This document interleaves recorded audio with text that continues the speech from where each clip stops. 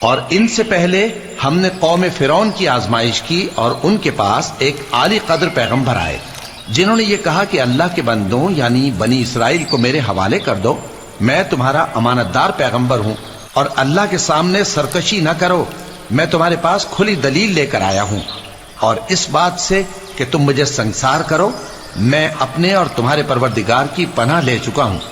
اور اگر مجھ پر ایمان نہیں لاتے تو مجھ سے الگ ہو جاؤ۔ تب موسیٰ نے اپنے پروردگار سے دعا کی کہ یہ نافرمان لوگ ہیں۔ اللہ نے فرمایا کہ اچھا، میرے بندوں کو راتوں رات لے کر چلے جاؤ، اور فرعونی ضرور تمہارا تعاقب کریں گے، اور سمندر سے کہ ٹھہرا ہوا ہوگا پار ہو جانا، تمہارے بعد وہ پورا لشکر ڈبو دیا جائے گا۔ وہ لوگ بہت سے باغ اور چشمے چھوڑ گئے، اور کھیتیاں اور نفیس مکان اور آرام کی چیزیں جن میں وہ عیش کیا کرتے تھے۔ اسی طرح ہوا، اور ہم نے دوسرے لوگوں کو ان چیزوں کا مالک بنا دیا۔